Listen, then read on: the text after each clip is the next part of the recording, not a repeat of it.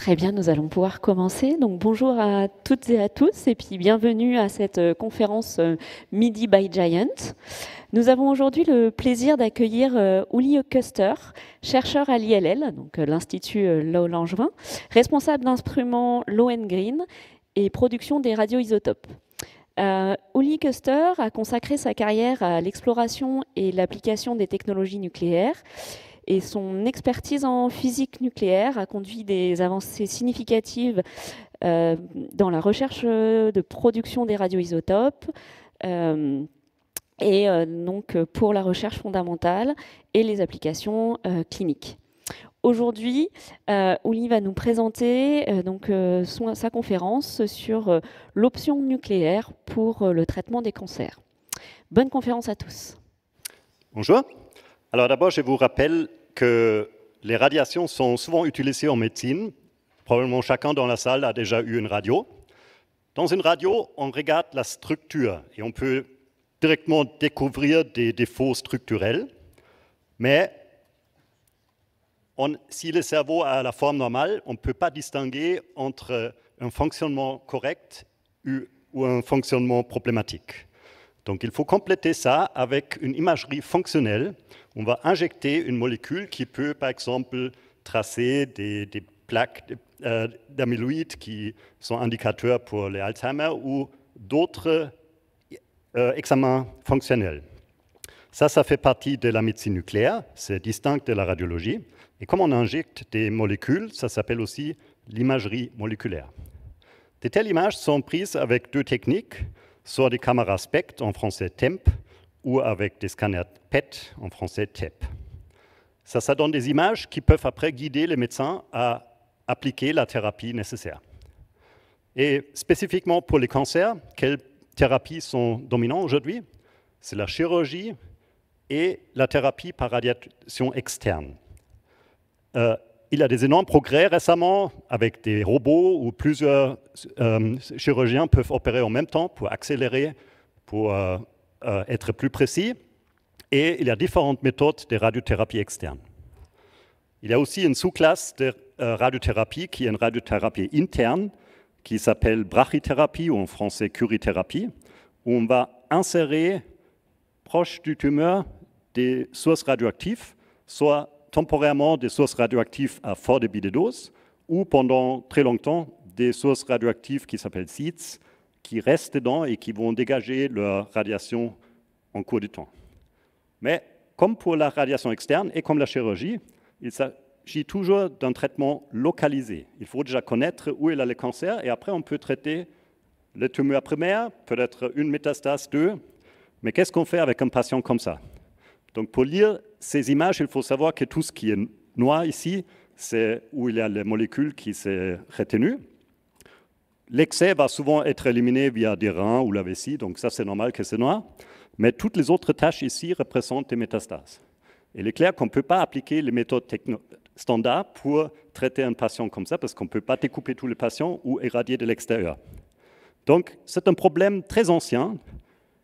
Là, il y avait une longue guerre où ils ont essayé avec la chirurgie. Ils ont gagné quelques batailles, mais pas la guerre. Et après, ils ont sorti des accélérateurs de particules. Donc ça, c'est un des premiers accélérateurs de particules qui était reporté. De nouveau, ils ont gagné des batailles, mais pas la guerre. Et ça a duré 7 ans avant qu'ils aient finalement eu l'idée comment gagner cette guerre de Troie en appliquant une ruse. Et on utilise la même ruse. Ça, c'est la cellule cancéreuse, et on va lui présenter quelque chose qu'elle va bien absorber, et on va mettre un radioisotope dedans. Et donc, le radioisotope va être acheminé à l'intérieur de la cellule par notre molécule ciblée. C'est utilisé depuis très longtemps pour le traitement des cancers de thyroïde, parce qu'une cellule cancéreuse de thyroïde, elle va toujours se souvenir « j'aime bien du iode ». Donc, on peut donner un isotope de iode radioactif, soit pour l'imagerie, on voit ici les images, soit un autre pour le traitement. Et ça, c'est la raison pourquoi le cancer de thyroïde, plus précisément le cancer papillaire, a la meilleure survie entre tous les cancers malignés. Parce qu'on a cette technologie très forte, très ciblée. Donc ça, c'est clairement une application sociétale importante du nucléaire. Maintenant, pour d'autres cancers, c'est plus compliqué, parce qu'il ne suffit pas de donner un élément chimique précis, le iode, et ça va tous dans un cancer de pancréas ou de prostate. Il faut trouver déjà des cibles qui sont surreprésentées sur les cellules en question. Ça peut être des récepteurs de peptides ou des antigènes, et après, il faut les cibler avec un vecteur, avec une molécule qui peut exactement cibler ces récepteurs à la surface de la cellule. Et ça peut être un peptide, un anticorps, ou suivant ce qu'on veut cibler. Ça, c'est seulement le vecteur. Et puis, il faut mettre un lien chimique pour porter les radionucléides au bon endroit. Donc, ça nécessite vraiment une collaboration très multidisciplinaire pour faire ça avec succès. En français, on appelle cette méthode radiothérapie interne vectorisée. Vectorisée parce qu'on utilise cette molécule, le vecteur, pour acheminer les radioisotopes dans la cellule.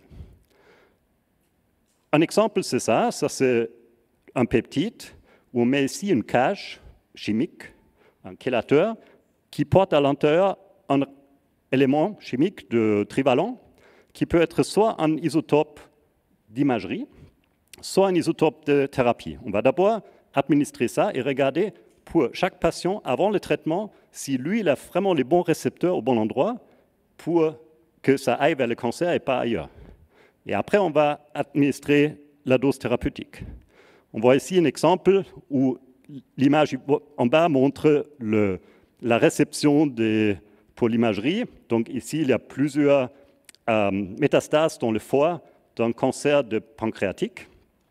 Et après 4 cycles de traitement, ces métastases, ils ont disparu, ils sont plus fonctionnels. Et on voit aussi sur le CT, sur la radiographie, qu'ils ont rétréci.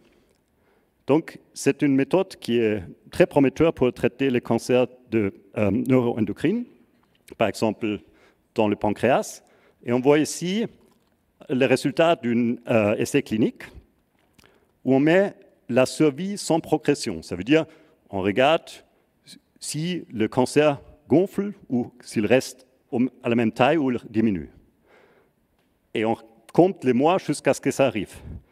La courbe en bas, la grise, c'est le meilleur traitement qui est sur le marché. Ça veut dire, en donnant différentes chimiothérapies, tout ça, on a cette courbe qui donne en moyenne 8 mois jusqu'à la progression.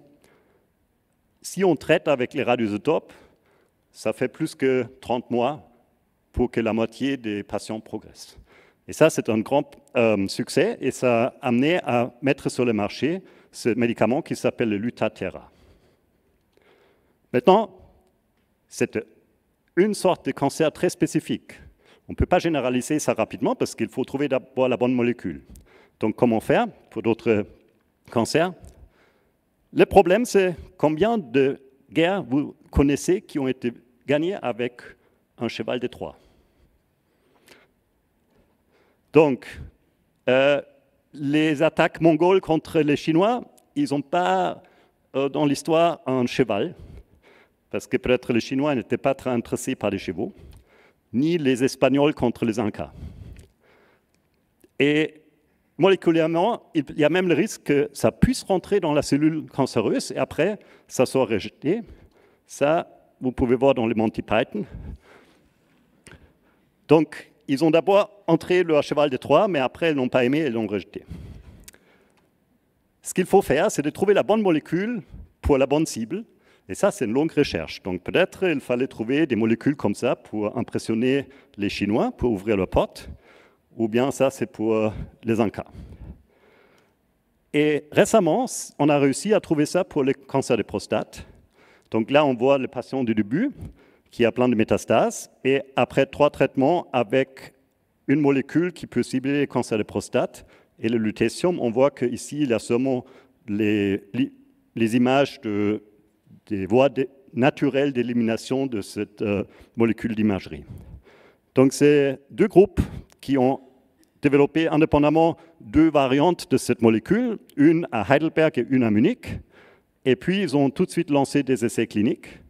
Et la première trentaine de volontaires pour ça, c'était des médecins en retraite qui souffraient d'un cancer de prostate et qui savaient que ce qu'ils ont prescrit toute leur carrière ne sert pas grand-chose.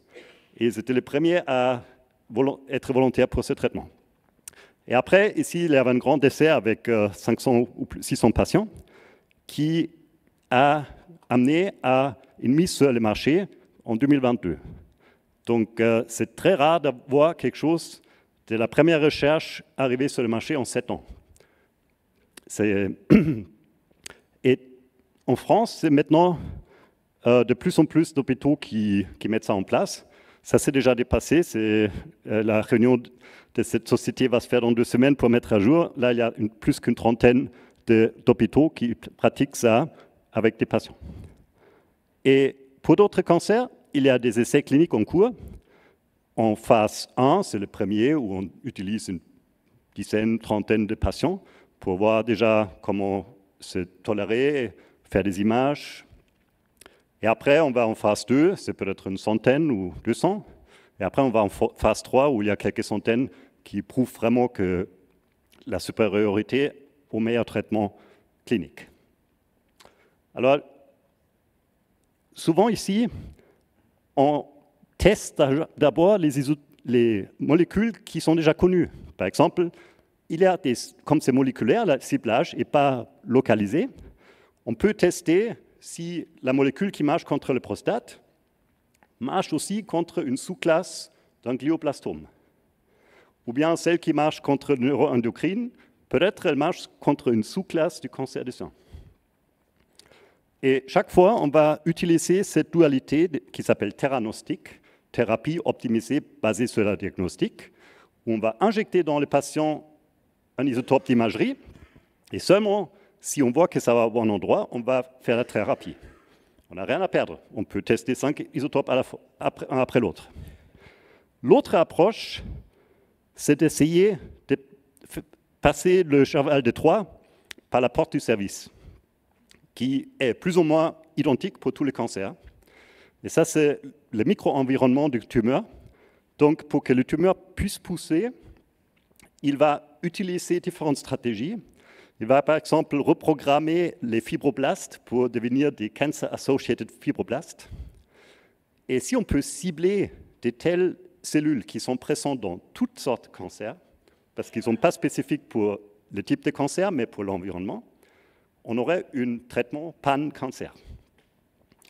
Et ça, on a réussi récemment de montrer qu'avec certaines molécules qui s'appellent FAPI, ça c'est pour le Fibroblast Associated Protein, on peut montrer la distribution des métastases pour plein de différents cancers. Et actuellement, les mêmes molécules sont en test avec des isotopes thérapeutiques. Ça, c'est le paysage actuel, mais ça change chaque semaine. Ça, ce sont toutes les entreprises qui sont actives dans le domaine et qui se font racheter à vitesse grand V, là. On voit qu'au milieu, c'est ce qui est sur le marché. Donc, il y a les deux que j'ai montrés, le Lutathera et le Pluvicto. Ils appartiennent à Novartis. Et d'autres sont en phase 3, phase 2, phase 1 ou en développement précoce. Désolé.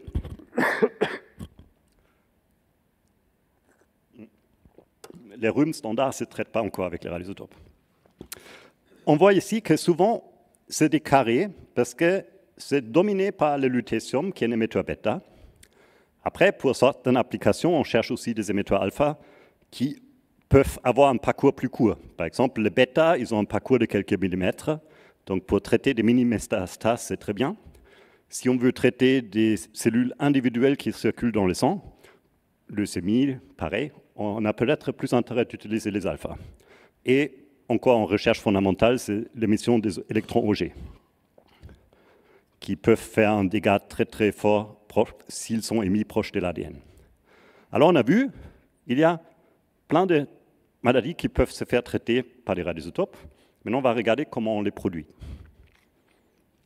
Déjà, qu'est-ce que c'est un radioisotope? Bon, vous connaissez tous la table de Mendeleïev qui classe les éléments chimiques. Et presque tous les éléments chimiques ont plusieurs isotopes qui ont tous le même nombre de protons, ça caractérise l'élément chimique, mais qui se distinguent en nombre de neutrons. Et pour montrer ça sur un tableau, les physiciens nucléaires, ils utilisent cette variante de la table Mendeleïev. On montre verticalement le nombre de protons, donc ça c'est l'élément chimique, et horizontalement le nombre de neutrons. Et par exemple, si j'ai ici 2 protons, 2 neutrons, ça fait 4, c'est hélium 4. Et puis, on voit au milieu, c'est noir. Ça, ce sont des isotopes stables qu'on trouve en nature, à peu près 250. Ça, ce sont les isotopes qu'on peut utiliser comme une cible pour tirer dessus avec différentes radiations, pour les transmuter, convertir dans des isotopes radioactifs. Puis on voit à droite ici des radioisotopes qui sont marqués en bleu. Comme ils sont à droite, ils ont plus de neutrons que les stables, donc ils ont tendance à vouloir se débarrasser de leur excès de neutrons. Et le neutron va décroître en protons, donc il va décroître diagonalement vers la stabilité, vers le haut, en émettant des particules bêta- qui sont des électrons, ceux qu'on utilise pour la thérapie. Et de l'autre côté, on a un excès de protons qui veut se transformer en proton en neutron. Et ça va émettre par exemple des positons qui est utilisé pour l'imagerie TEP. Donc on a besoin des deux. Pour le diagnostic, on va plutôt favoriser ceux qui sont rouges, et pour la thérapie, on va favoriser ceux qui sont bleus. Alors, ça fait un peu comme une séparation de montagne entre les deux. Et pour maintenant produire quelque chose qui a plus de neutrons, on a besoin d'abord des neutrons. Et ça, on a dans des réacteurs. Vous voyez, la lumière de Cherenkov, qui est jolie bleue, elle nous rappelle le bleu sur la charte nucléaire. Donc, si je prends une cible stable, ici, je capte un neutron, je vais à droite. Si je tire dessus avec un proton ou un alpha et j'éjecte des neutrons, je vais en haut à gauche. Ça fait qu'il y a ces deux types de machines qui doivent coexister. Et quand je vais ici tout en haut pour les émetteurs alpha, c'est plus compliqué, on peut faire avec des réacteurs, avec les cyclotrons. On peut même certaines trouver dans des chaînes de décroissance naturelles. Vous voyez, ça c'est des yellow cakes, c'est des contenants de l'uranium, et les émetteurs alpha, c'est jaune. D'ailleurs, là-haut, le cyclotron, il n'y a pas tous les cyclotrons qui sont peints en rouge, mais quand vous les ouvrez, vous voyez toujours des électrodes en cuivre qui sont un peu rougeâtres. Maintenant, vous pouvez vous souvenir pour toujours le code couleur de la charte nucléaire de Karlsruhe. Pour faire du fluor 18, qui est l'isotope de prédilection pour l'imagerie TEP, on va utiliser de l'oxygène 18, qui est présent en nature, mais en faible quantité, donc il faut l'enrichir. Et on va tirer dessus avec des protons pour émettre un neutron et produire du fluor 18. Comme il vit un peu moins que 2 heures, il faut avoir beaucoup de cette machine. Donc ce sont des petits cyclotrons qui tirent dans de l'eau qui contient l'oxygène 18. Et à côté, il y a une cassette automatique qui va séparer le fluor 18. Et puis, on va l'acheminer à l'hôpital. Et là, on voit la carte des cyclotrons qui font du fluor 18 en France, chaque fois avec le centre et symboliquement un rayon qui correspond à peu près à 2 heures. Bien sûr, ça dépend de s'il y a une bonne route ou pas. Et aussi, ça peut traverser les douanes. Ça veut dire qu'il y a à Karlsruhe qui le produisent pour la France et vice-versa, différentes molécules. Donc c'est vraiment pan-européen l'échange des radioisotopes. Mais on voit qu'on a besoin vraiment beaucoup parce que c'est imposé par la logistique pour des périodes courtes. Et ça, c'est en construction. Maintenant, on va vers les riches en neutrons. Et là, on trouve notre lutetium, qui, lui, elle est produite indirectement. Ça veut dire qu'on utilise l'élément voisin, l'isotope 176 ytterbium, qui enrichit fortement. Et après, on l'expose au neutron, qui capte un neutron, et lui, il décroît pour produire le lutetium. Et après, on a 2 éléments chimiques séparés. Avec une séparation chimique très poussée, on peut séparer du lutetium pur et récupérer l'ytterbium. Comment on obtient ce ytterbium 176 ? On prend déjà de l'ytterbium pur et on le passe par un séparateur de masse, une sorte de calutron. Donc on va ioniser chaque atome qu'on veut utiliser, il faut l'ioniser, accélérer, passer par un champ magnétique, collecter, dissoudre, séparer chimiquement encore une fois. C'est très compliqué et malheureusement actuellement, les 80% des calutrons sont en Russie et 20% aux États-Unis, 0 en Europe. Donc c'est une matière très prisée. Et après on irradie et on voit ici différentes courbes pour des réacteurs à différents flux. Si on a un flux qui compte déjà comme un haut flux, mais qui est dans la gamme basse, il faut irradier longtemps et on obtient un rendement, ça veut dire combien de gigabecquerels on produit pour chaque gramme utilisé de ytterbium qui est rare et précieux. Peu. Si on irradie avec plus de flux, on gagne plus. Et si on irradie avec un flux de l'ILL, ou même plus, on obtient beaucoup plus de lutécium, beaucoup plus de patients qui peuvent être traités avec la même quantité initiale. Et après, on a le même intérêt pour la séparation chimique, parce qu'on ne peut pas faire cette séparation chimique très poussée avec des grosses quantités. Par batch, on peut peut-être traiter 1 gramme. Donc, si on travaille avec quelque chose qui est irradié à l'ILL, ici à droite, avec 1 gramme, on irradie, on obtient un très fort rendement. Et avec une seule chaîne de séparation, on peut produire pour quelques centaines de patients. Si on voulait faire la même chose avec des réacteurs à plus bas flux, il faut beaucoup plus de matières premières et beaucoup plus de chaînes de séparation. Et ça, c'est actuellement les deux, ça et ça, c'est très restreint. Et ça amène que beaucoup de gens sont intéressés d'irradier chez nous. Là, on a une liste mondiale des réacteurs qui, en rouge, ceux qui, pour raisons techniques, ne peuvent pas faire le lutetium, qui peuvent produire le lutetium. Le premier en Oak Ridge, il a le plus haut flux, mais il est focalisé à faire d'autres isotopes qui nécessitent aussi un très haut flux, comme le californium et d'autres choses. Il n'est pas dans la production journalière de lutetium. Donc, si on regarde cette carte mondiale, et maintenant le diamètre représente le flux disponible pour faire le lutetium, il y a vraiment le plus haut à Grenoble. Après, il y a d'autres réacteurs en Europe. Il y a même des réacteurs en Afrique du Sud, en Australie, aux États-Unis. Et comme le lutetium, il vit 1 semaine, on peut les changer. En avion, ça prend 1 journée pour aller à l'autre endroit. Ça veut dire qu'on vit dans un marché mondial, global. Donc, à l'ILL, on va utiliser des dites doigts de gants.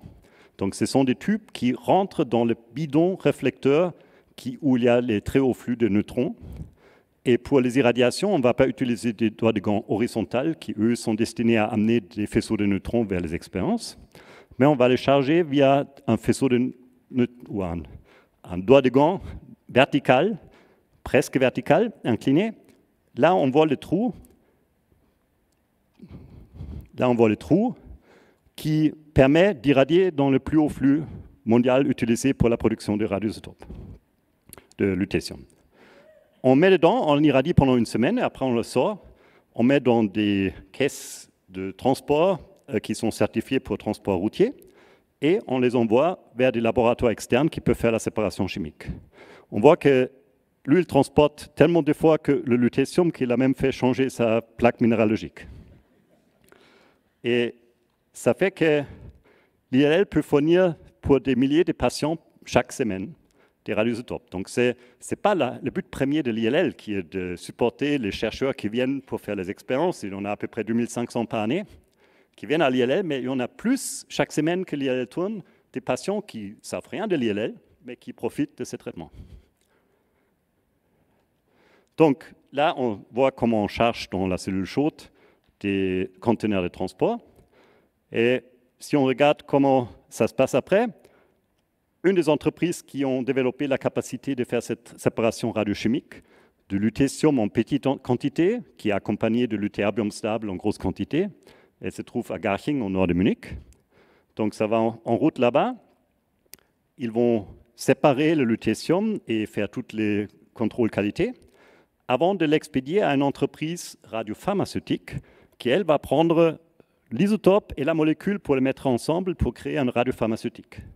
Ça, c'est une dépendance de Novartis à Ivrea, en Italie.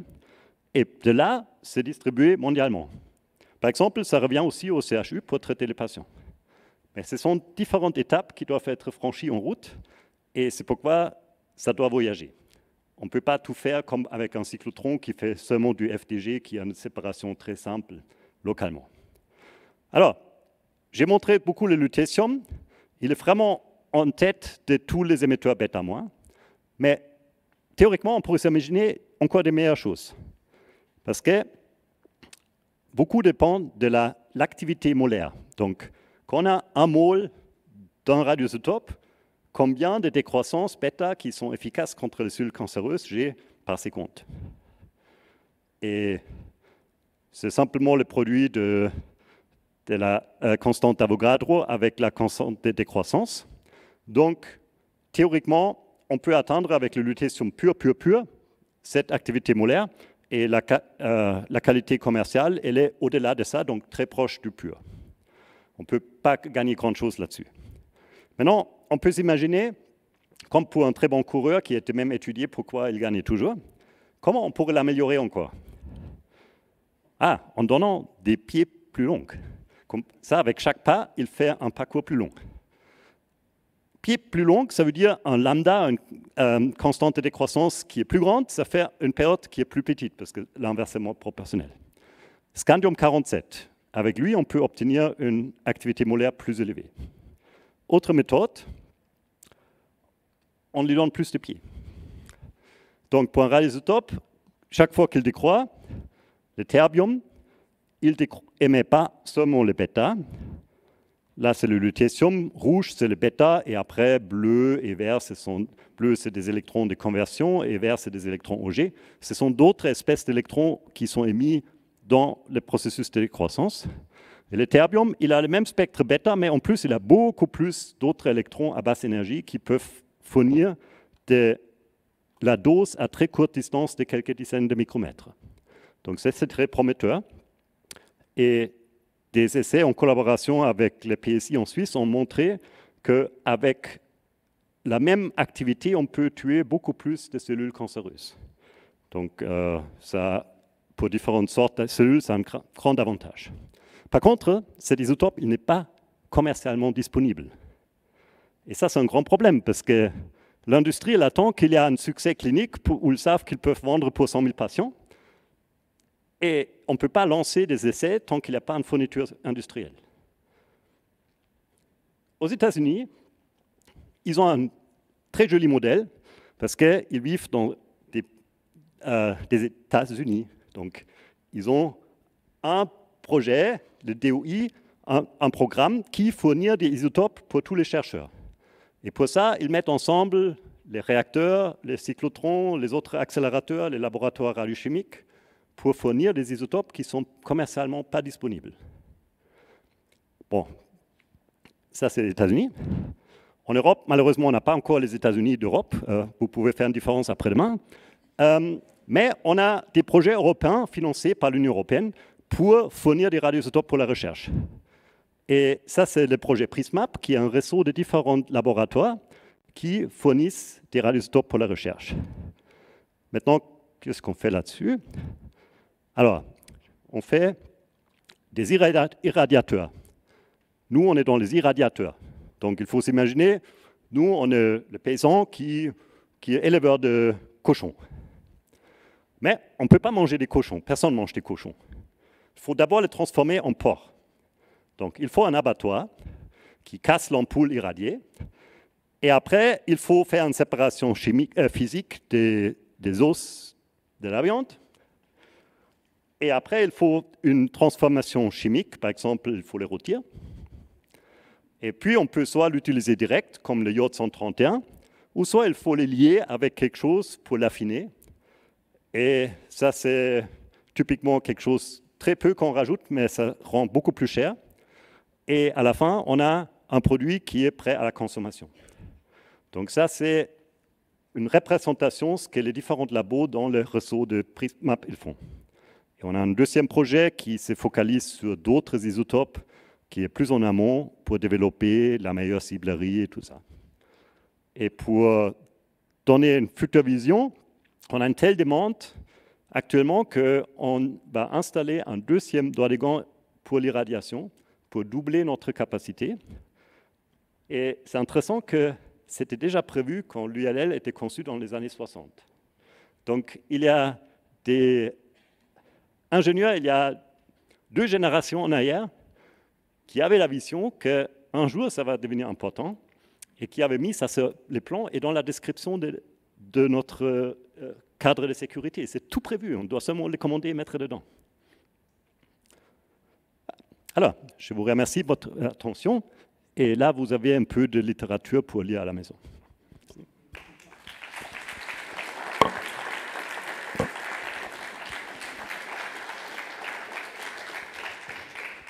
Merci beaucoup, Oli, pour cette présentation extrêmement claire et illustrée avec beaucoup d'humour, avec une future graphiste peut-être, la participation d'une future graphiste, c'est ça?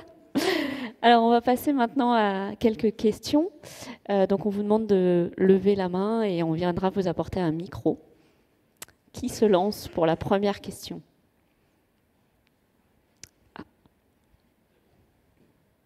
Moi, je veux bien avoir Ça marche, là? Question naïve. Il n'a pas été question de tritium. Pourtant, ce serait facile à ingérer. Est-ce qu'on peut rien faire avec le tritium? Oui, on essaye de ne pas utiliser des éléments chimiques qui sont déjà présents dans le corps, parce que pour ça, il y a plein d'enzymes et d'autres qui peuvent découper la molécule et la mettre ailleurs où on ne veut pas. Donc, c'est pourquoi on va toujours voir des éléments chimiques qui sont un peu bizarres, qui ne sont pas déjà présents en abondance dans le corps humain. C'est du gallium, de lutécium, on n'a pas chez nous. Ça veut dire qu'il n'y a pas des mécanismes biologiques prévus déjà pour le transporter quelque part ou éjecter. Le tritium aussi, il a une période qui est trop longue. Parce que typiquement, quand on arrive dans un stade où il faut vraiment traiter le cancer, on ne veut pas attendre des années avant que ça agisse. Ça fait que les isotopes thérapeutiques doivent avoir des périodes de l'ordre d'une semaine. Ça peut être quelques jours, ça peut être 2 semaines, 3 semaines, mais on ne veut pas attendre que ça prenne l'effet quelques mois. Ok, merci. Je crois qu'on avait une question au milieu.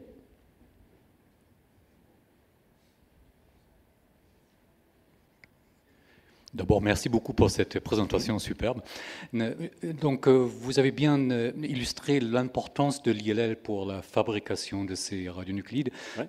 Quid de la durée de vie de l'ILL et donc comment, à terme, remplacer ce réacteur qui semble me jouer là un rôle quand même assez important dans cette production? Alors, il faut savoir qu'un réacteur de recherche est très différent d'un réacteur de puissance. Un réacteur de puissance, il a besoin des parois épaisses de 25 cm d'acier qui sont bombardées par des neutrons rapides et qui lui procurent une durée de vie définie qui est 40, 60, 80 ans, mais définie. Un réacteur à haut flux, il va transmuter le terbium en lutetium, mais il va aussi transmuter toute autre chose qu'on met dedans. Par exemple, quand on met de l'aluminium dedans, au fur et à mesure du temps, elle va se transmuter en silicium. Et ça va changer sa composition métallurgique. C'est pourquoi, d'une manière préventive, on change tout ce qui est à l'intérieur tous les 10 ans. Tous les doigts des gants, tout ce qui est exposé au flux de neutrons très élevé est changé régulièrement, pas en même temps. Chaque hiver, on fait 1 ou 2. Et ça fait que le réacteur d'aujourd'hui est techniquement, il a encore des upgrades, il est dans une meilleure position quand il était conçu. C'est comme un marteau que vous avez hérité de votre grand-père, vous avez changé le bâton 5 fois, elle était 3 fois. Si vous allez aujourd'hui chez Leroy Merlin, vous ne trouvez pas un meilleur marteau. C'est pourquoi il n'y a aucune raison technique qui limite la durée de vie d'un réacteur de recherche modulaire. La cuve, changer la cuve, c'est un plus gros effort. C'était déjà fait une fois et la prochaine fois, ça doit être fait autour de 2050. Donc, il n'y a pas de contraintes techniques pour faire l'ILL marcher jusqu'à là. Et quand il était conçu, il a commencé à faire que des faisceaux de neutrons pour la recherche, et aujourd'hui, il fait les deux. C'est aussi l'avantage d'avoir quelque chose modulaire. Il peut s'adapter aux besoins. Donc, techniquement, il n'a aucune raison de fixer une date pour quelque chose qui se renouvelle lui-même tout le temps. En revanche, politiquement, il y a quand même un risque. Donc, je reformule peut-être ma question. Oui. Est-ce que le projet qui va potentiellement remplacer l'ILL, l'ESS, à Lund, est-ce qu'il pourrait produire... Non. Parce qu'à l'ILL, on a un cas d'instruments qui ne veulent pas avoir un faisceau continu, mais pulsé. Bien sûr, si on commence avec une source qui est continue, après, les H, on va perdre l'intensité. Donc, cette sous-classe, elle peut profiter si on commence avec une source pulsée où on ne jette rien. Donc, quand on se compare dans un sous-domaine de quelques instruments, l'ESS, le jour qu'elle tournera à pleine puissance, peut être meilleure que cette sous-classe d'instruments l'ILL. Mais pour tout ce qui nécessite un flux en continu, on ne peut pas remplacer avec une source de spallation. Personne n'a un projet pour remplacer la production avec la spallation, et j'ai même quelque part une section efficace.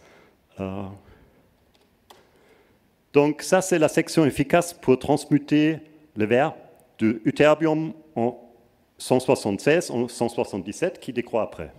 On voit ici l'énergie, donc là on a des neutrons thermiques, on a de l'ordre de 3 barres, 2 à 3 barres pour transmuter. Si on va vers des neutrons plus énergétiques, ça chute. Là c'est très compliqué, c'est la région épithermique. Et si on va vers des neutrons rapides, c'est aussi quelques ordres de magnitude plus basses. Donc il y a des gens qui disent « Ah, il faut faire un IFMIF qui casse des 2 tons de 40 MEF pour faire ça ». Eux vont créer des neutrons dans une gamme ici, où la section efficace est quelques ordres de magnitude inférieurs. Et en plus, il y a une autre réaction qui apparaît ici, de plusieurs ordres de magnitude supérieurs, qui va créer quelque chose qu'on ne veut pas du tout, parce qu'il est responsable de diminuer l'activité spécifique du produit final. C'est pourquoi, techniquement, ce serait extrêmement compliqué, même si on aurait une source de spallation qui techniquement n'existe pas, qui pourrait avoir un flux comparable, on ne pourrait pas l'exploiter très proche de là où il y a le grand flux, parce qu'on a une traînée de neutrons énergétiques qui est nocif pour la qualité du produit. Donc, une source de spallation, on a dans notre réseau Prismap pour faire d'autres isotopes intéressants, mais ça ne suffit pas de faire des neutrons par spallation. Il faut avoir un séparateur de masse et tout ça, ça existe au CERN, ça va être construit au PSI, mais ce n'est actuellement pas dans le planning de l'ESS. Donc l'ESS, c'est très bien pour la recherche fondamentale, mais ils ont regardé ça et ils ont abandonné d'implémenter une position d'irradiation. Merci. Merci beaucoup. Est-ce que d'autres questions dans la salle? Non. Ah, au milieu. Ouais. On vous apporte un micro à droite. Enfin, droite pour moi, gauche pour vous. Oui, concernant la production des isotopes, j'imagine que c'est assez compliqué. Je veux dire qu'il ne suffit pas de mettre l'échantillon dans le réacteur. Après, il y a toute une phase de manipulation et tout. Est-ce que c'est une chaîne relativement automatisée ou ça reste encore très expérimental? Non, c'est très manuel, mais c'est aussi un choix. Disons, c'est beaucoup de choses avec les réacteurs, ils ont atteint leur maturation technologique il y a longtemps, dans les années 60, et un robot peut tomber en panne. Si la personne qui manipule quelque chose avec une procédure est absent un jour, il peut être remplacé par une autre personne qui suit la même procédure. Ça veut dire, en termes de fiabilité, c'est une des choses qu'aujourd'hui, on a tendance de ne pas vouloir remplacer par un truc tout automatisé. Des fois, pour certaines choses, c'est très bien. Si on doit faire une soudure d'une manière reproducible, on cherche à faire ça. Si c'est pour faire des opérations en cellule chaude, comme dans une cellule chaude, si quelque chose tombe en panne, on ne peut pas intervenir. Il vaut mieux avoir de l'équipement qui est robuste et télécommandable de l'extérieur par des humains qui peuvent toujours s'assurer que ça soit expédié les jours prévus.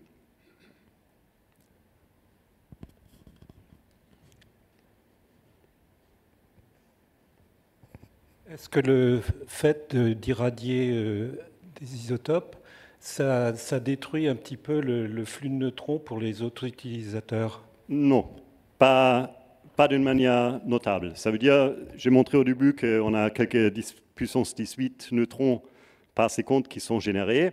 Si on produit beaucoup d'isotopes, on va en bouffer 10 puissance 14, ça fait 10-4 comme effet. C'est quand on insère la navette d'irradiation, elle va pousser un peu de l'eau et typiquement l'eau légère absorbe plus que la navette. Ça veut dire qu'on prolonge le cycle quand on irradie et quand on n'irradie pas, on raccourcit le cycle. Très bien, merci beaucoup pour la réponse. Est-ce qu'on aurait encore une ou deux petites questions? Très bien, on va vous apporter le micro.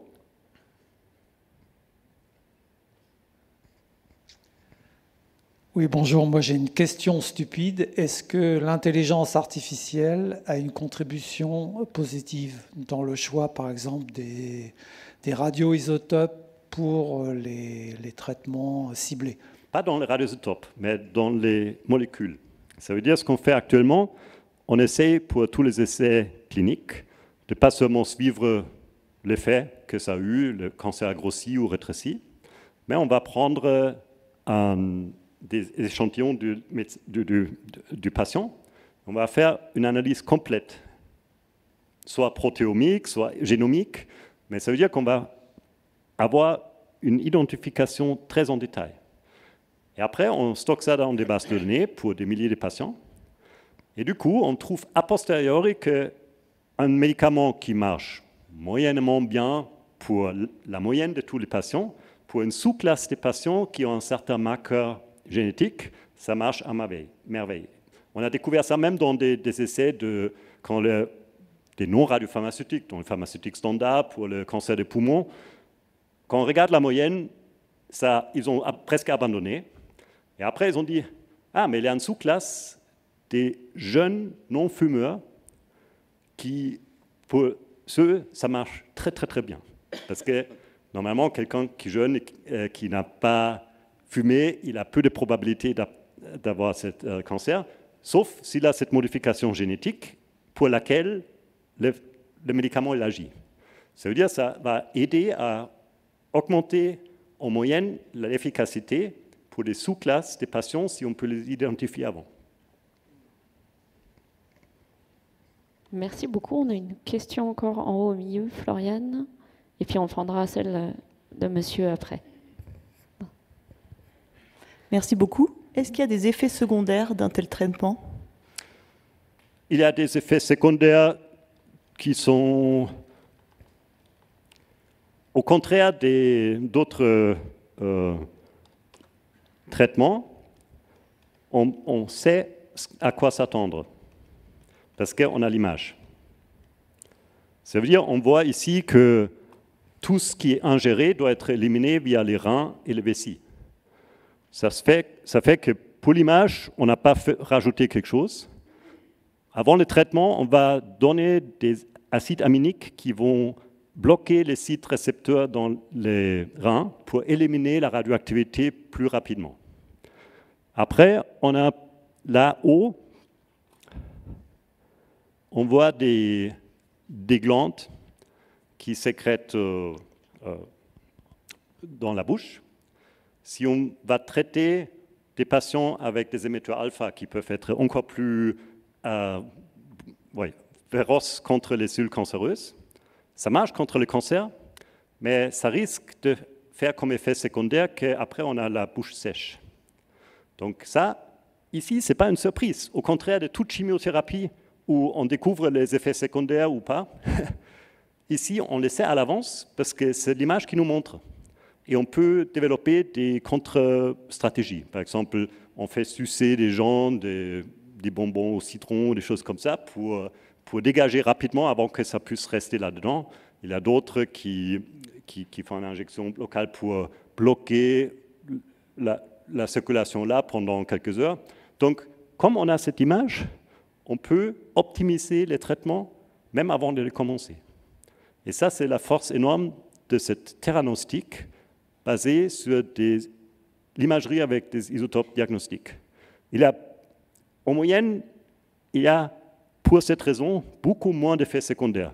Il y a des témoignages dans des conférences spécialisées, il y a toujours des patients qui viennent pour témoigner, et il y a des patients qui ont dit, ils ont eu tellement de traitements avant avec la chimio, que quand ils s'étaient traités avec les radioisotopes, comme ils ne portent pas des compteurs Geiger, ils se croyaient dans les bras de contrôle de l'essai clinique parce qu'ils n'ont ressenti aucun effet. Très bien, merci. Je crois qu'on avait une dernière question au milieu. Floriane, ouais. Le micro va vous arriver. Voilà. Merci.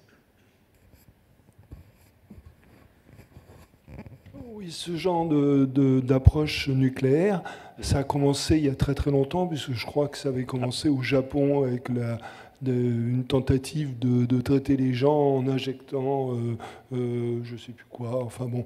Mais le problème, c'était que les molécules qui étaient injectées étaient très peu spécifiques. Et si j'ai bien compris, depuis cette période, donc depuis les années 45, toute la lutte, c'est d'arriver à faire des molécules chimiques qui sont de plus en plus spécifiques.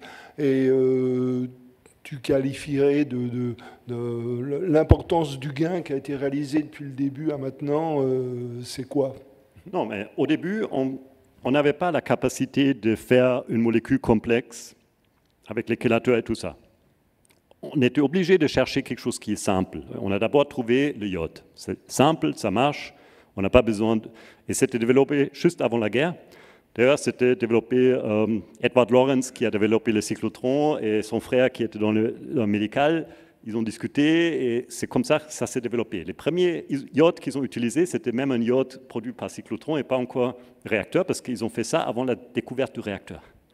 Et après, on a trouvé que le iode 131 marche beaucoup mieux. Après, on a traité, et c'est quelque chose qui est très peu connu en France, parce que c'est quelque chose qui est enseigné pour les médecins allemands. Donc ça se fait en Allemagne, Autriche, Suisse, et après on passe, et c'est presque inconnu. C'est la radiosynovectomie. Ça veut dire qu'on a l'arthrite ou d'autres dommages dans des articulations. On peut injecter un colloïde qui porte des radioisotopes et qui va combattre l'infection permanente. Et qui fait que tout d'un coup, les gens ils peuvent marcher. Et c'est utilisé beaucoup. Et on utilise différents isotopes, ceux avec plus de portée pour les genoux, pour les épaules, et ceux avec un très faible parcours bêta dans des doigts. De nouveau, c'est quelque chose de très simple parce que c'est injecté localement. Donc, ça ne risque pas d'aller dans le mauvais endroit dans le corps. On n'a pas besoin d'imagerie. Ça s'est administré en relativement grosse quantité par des médecins nucléaires spécialisés dans cette application.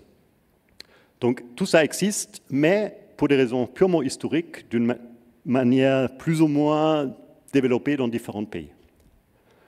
Après, on a essayé comme premier vecteur, quand on a découvert l'utilité des anticorps, on a dit, bon, maintenant on utilise des anticorps avec ça comme vecteur.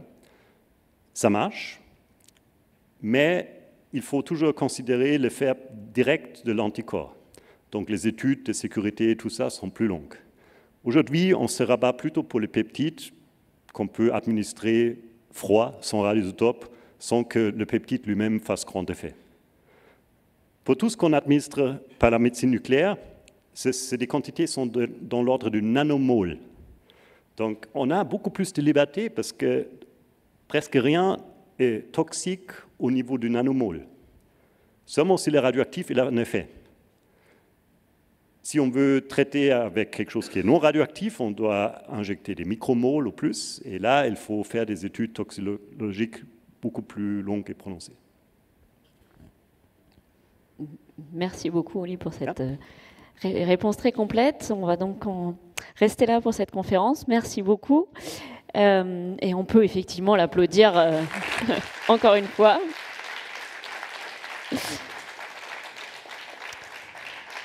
Donc vous pourrez retrouver le contenu de cette conférence en replay sur la chaîne YouTube de Giant dès la semaine prochaine. Le prochain rendez-vous de Midi by Giant aura lieu le mois prochain, donc vendredi 5 juillet, le dernier avant la trêve estivale, donc marquez-le bien dans vos agendas. Et nous aurons le plaisir d'accueillir Angela Martin Serrano Ortiz, j'espère ne pas faire d'impair sur la prononciation, qui est chercheuse postdoctorale au département de chimie moléculaire à l'Université Grenoble-Alpes. Et elle nous présentera donc une conférence sur l'immunothérapie, sur mesures pour le traitement du cancer et des infections. Donc encore la thématique des cancers, sujet très important.